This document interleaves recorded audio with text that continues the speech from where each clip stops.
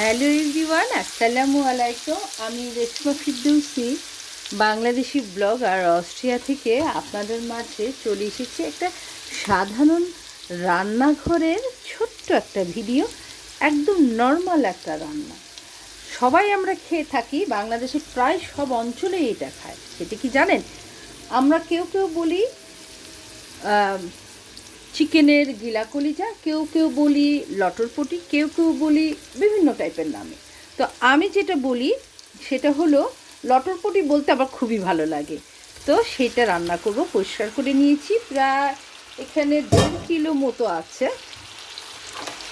গিলা কলিজা, সব কিছু গিলা কলিজা। আর গলাটাও আছে, যে দেখতে পাচ্ছেন।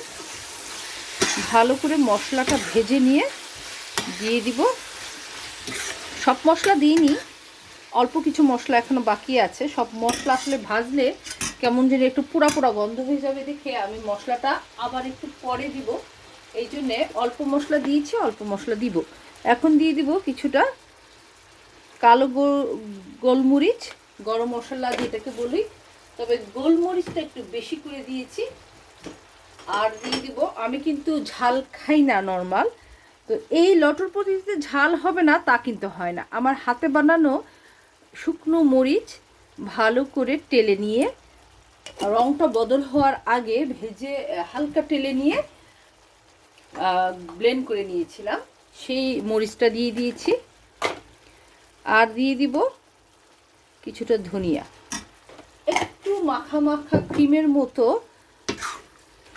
এর ঝোলটা হবে বলে ঠিক চেষ্টা করছি আসলে। তো একবার রান্না করেছিলাম, আমার হাজব্যান্ড খুব পছন্দ করেছিল ঠিক এইভাবে। নর্মাল বাংলাদেশে কিন্তু এমনি নর্মাল রান্না করে হয়তো বা বাঘার দেয় কেউ, এরকম বিভিন্নভাবে বানায়। তো আমার এইরকম করে একবার বানিয়ে খাবেন, দেখবেন খুবই টেস্ট, খুবই অন্যরকম আলাদা টেস্ট হয়েছে। তো সবসময় তো লাইভে পুরো রান্নাটা করা যায় না।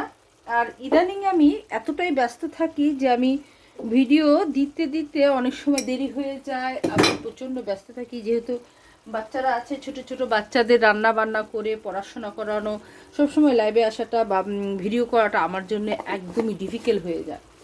তো চেষ্টা করছি একবারই যখন রান্না করব কথাগুলো, ভিডিওর কথাগুলো একসাথেই দিয়ে দিব যাতে আপনাদের সুবিধা হয়। তো চুলার আঁচটা কিন্তু হাই হিটে থাকবে। এখন আমি 5 মিনিটের জন্য ঢেকে দিব। ঢেকে দেওয়ার পরে আপনাদের দেখাচ্ছি এরপরের কি অবস্থা হয়। ঠিক আছে?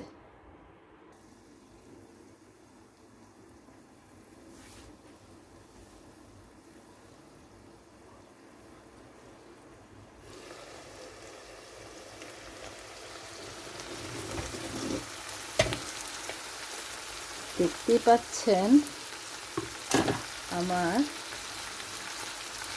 পুরো মাংসের মধ্যে যে ঝোলটা, মানে মাংস থেকে যে ঝোলটা পানিটা বের হয়েছিল, সেটা দিয়েই আমি কিন্তু সেই পানিটুকু দিয়েই আমি পুরো মাংসটা সেদ্ধ করে নিই, গেলা কলিজাটা সিদ্ধ করে নিলাম।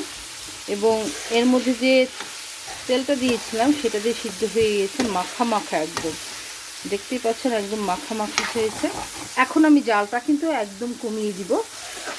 জালটা এখন মোটামুটি সেদ্ধ হয়ে গেছে, পুরোটাই সিদ্ধ হয়ে গিয়েছে। শুধু গিলাটা একটু শক্ত শক্ত থাকে বলে এটা ভাপে রেখে দিতে হবে মিনিমাম 20 মিনিটের জন্য, তাহলেই দেখবেন পুরোটাই সিদ্ধ হয়ে গেছে। আর এই অবস্থাতে আমি কিন্তু এখন দিয়ে দিব একটা স্পেশাল মশলা, সেটা হলো এই যে রসুন, এটা কিন্তু রসুন। আর রসুনটা কিন্তু ছিলে ধুয়ে ভালো করে ভেজে নিয়েছি, বা তেল দিয়ে না, শুকনো ভেজে নিয়েছি। তারপরে ব্লেন্ডার মেশিন দিয়ে গুঁড়ো করে নিয়েছি। ঠিক এরকম করে একটু ছোট ছোট টুকরো টুকরো হয়ে ব্লেন্ড হয়ে যাবে। এটা কিন্তু পানি দেওয়া যাবে না, শুকনো করে তেল ছাড়া ভেজে নিয়ে রসুনটা ব্লেন্ড করে নিতে হবে। আর এটা নিয়েছি আমাদের তালা জিরা গুঁড়ো। এই মশলাটা একটু স্পেশাল, এটা দিলেই দেখবেন আমাদের এই রান্নাটার যে একটা এক্সট্রা কিন্তু গিলা কলিজার গন্ধ থাকে সেটা আর থাকবে না, এটা আলাদা রকম টেস্ট বের হয়ে যাবে। ঠিক এই অবস্থাতেই আমি একটু আর এই গিলা কলিজা কিন্তু একটু ঝাল ঝাল খেতে সবাই পছন্দ করে। তেলটা কিন্তু আমি একদম কম দিয়েছি, দেখতে পাচ্ছেন এখানে তেলের কিচ্ছু নাই। হ্যাঁ, এটা লেগে লেগে যাবে, হালকা হালকা করে নেড়ে দিবেন। এটা ননস্টিকির মতো, প্লাস্টিক ননস্টিকি, যাই হোক কী ননস্টিকি বলে, তো এটাতে লাগলেও সমস্যা হয় না, আস্তে করে উঠাই ফেলতে পারবেন। যে কোনো হাঁড়িতেই রান্না করা যায়। আমাদের বাংলাদেশে তো বেশিরভাগই এখন আমরা চেষ্টা করি নর্মাল হাঁড়িতে, সিলভারের হাঁড়িতে রান্না করা। তো সেভাবেই রান্না করবেন, এটা স্পেশাল কিছু না, রান্না যে কোনো হাঁড়িতেই রান্না করা যায়। স্বাস্থ্যসম্মত রান্না করতে গেলে মাটির হাঁড়ি সবচেয়ে ভালো। এখন আমি দিয়ে দিব কয়েকটা শুকনো মরিচ, তবে শুকনো মরিচটা বুটা ছাড়াবো না, যে যে যে উপরের যে অংশটা এটা ছাড়াবো না, এটা সহই দিব, কারণ বেশি ঝাল হওয়া যাবে না, পাতে নিয়ে খাওয়ার মতো করে দিব।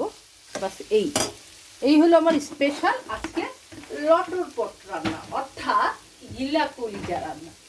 তো ভালোই হলো আজকে রান্নাটা। আপনাদের কেমন দেখতে ভালো লাগলো কিনা, ভিডিওটা দেখে আপনারা উপকৃত হলেন কিনা, বা আমাকে কিন্তু অবশ্যই জানাবেন। আর নিজে একবার করে খাবেন, দেখি লবণটা হয়েছে কিনা। পারফেক্ট, আমার হাজব্যান্ডের খুব পছন্দের এটা। কেউ যদি একটু তেল রাখতে চান বা একটু মাখা ক্রিম রাখতে চান, এর মধ্যে একটু পানি দিয়ে একটু শুকনো শুকনো করে নেবেন, তাহলেই হবে। আমার কাছে মনে হয় এরকম করে খেতেই ভালো লাগে, এই জন্য আমি এভাবেই রেখেছি। যাই হোক, ভালো থাকবেন, যে যেখানে আছেন আমার জন্য অবশ্যই অবশ্যই দোয়া করবেন। আমি তো সারা জীবন আপনাদের জন্য দোয়া করি, আমার ফ্যামিলির জন্য দোয়া করবেন, আমি যেন অনেক রান্না বান্না নিয়ে আপনাদের মাঝে আবার ফিরে আসতে পারি। ততক্ষণের জন্য আল্লাহ হাফেজ।